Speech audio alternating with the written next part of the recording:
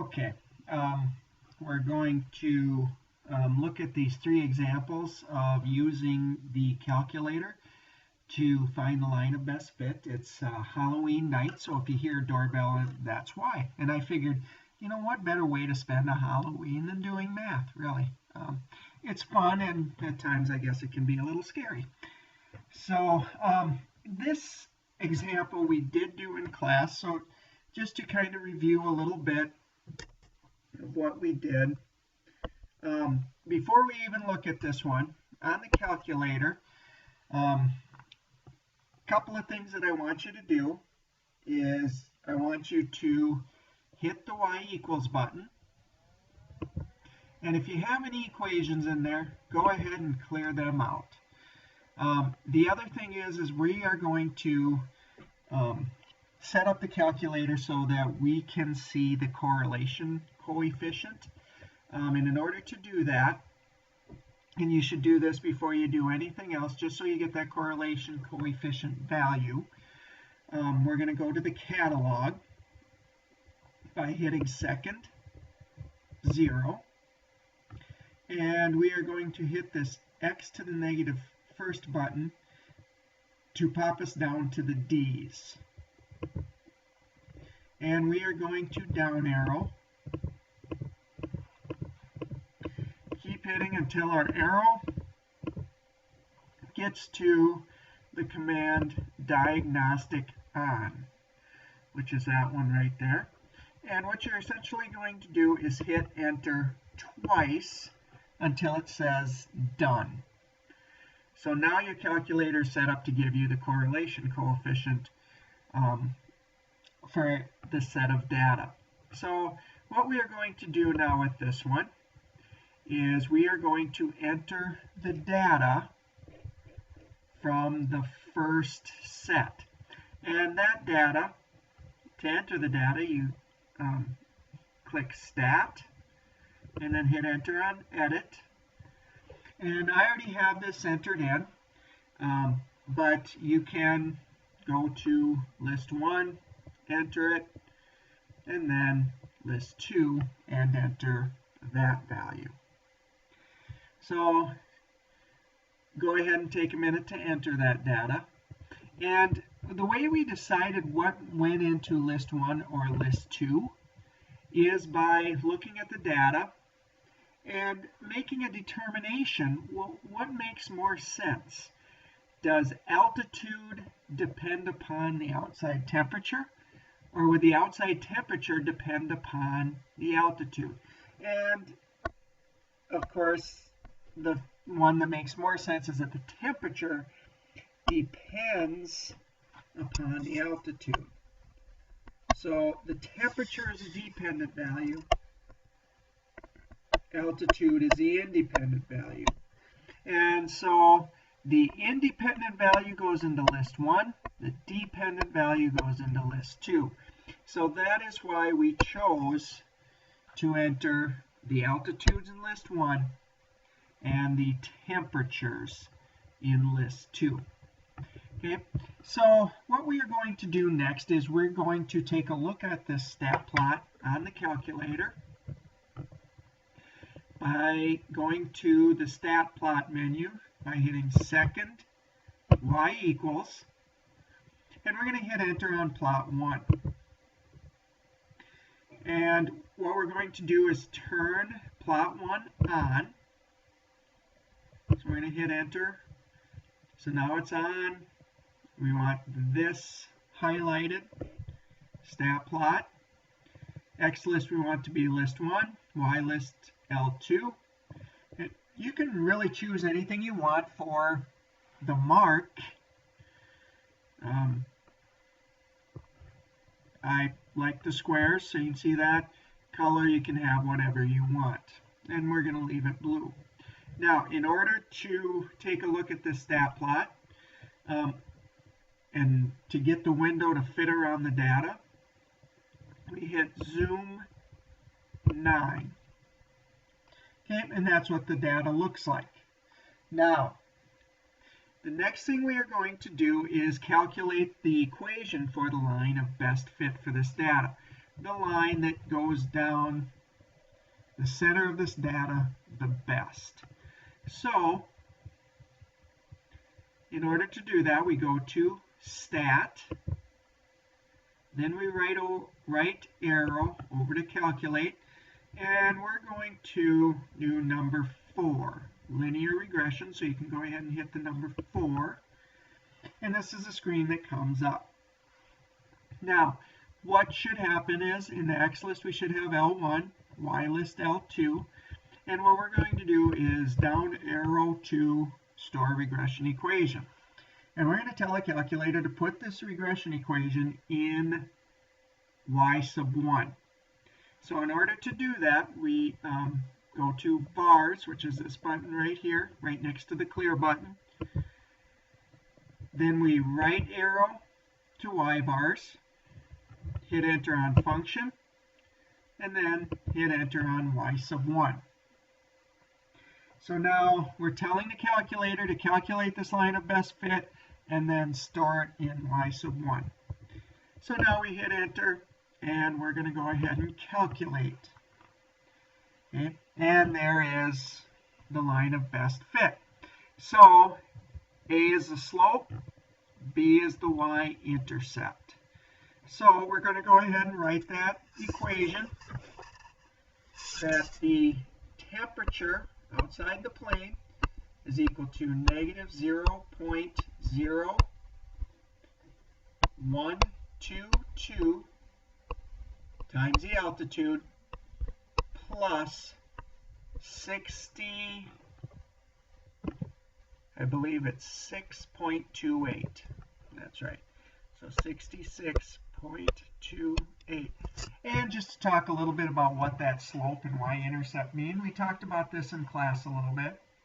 The slope of negative 0.0122, all that means is that for every meter that the plane goes up in altitude, so for every meter, the temperature is dropping 0.0122 degrees Fahrenheit. And what the y-intercept represents is that would be the estimated temperature on the ground, where the altitude is 0, okay, based on our prediction line.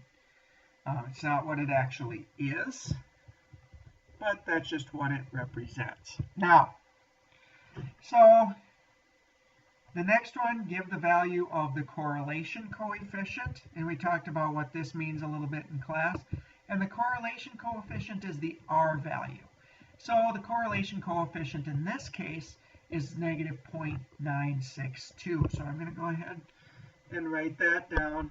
R is approximately equal to negative 0.962.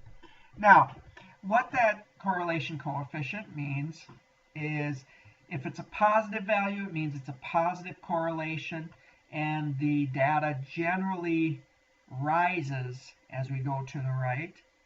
And if it's a negative correlation, like this one is, it means that the data is generally decreasing as we go to the right on the graph. The other thing that the correlation coefficient tells us is that how close to a line does all this data fit. Okay, and the R value is always going to be somewhere between negative 1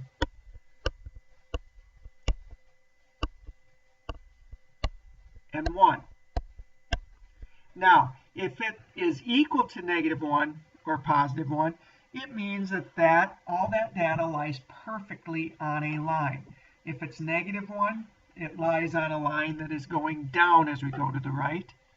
If it's positive 1, it lies on a line that goes up as we go to the right. And the closer it is to one of those two values, the better that data fits a line. So negative 0.962, it's not too bad. Most of the data, if we look at the graph again, most of the data, the graph is right here, well, not too bad. I think in the second example, we're actually going to be very close to a line, and this correlation coefficient will be closer to 0.99, up in that range. So that's very strong linear relationship. All right. Now, if we look at C, it asks, use the equation to estimate the temperature outside a plane whose altitude is 2,200 meters. Well, there are two ways we can do this, and we're gonna do this both ways. I'm going to show you both ways, and you can decide which method you want to use. Okay. Now, one thing I want to show you is that if we go to y equals, the equation is now in y sub 1. And an even cooler thing is if we hit graph, that line is now drawn on the screen. Okay? And you can see it going down the middle of the point, the data points. So we are going to estimate this temperature graphically. And the way we do that is we hit the trace button, and we want to find, now notice how here it says plot 1. We want to be on the line, so we're going to down arrow until it says y sub 1. And what's going to happen is we want to estimate the temperature when the altitude is 2,200 feet. So we're going to put 2,200, and at the bottom of your screen you should see a big X equals 2,200. So when we hit enter,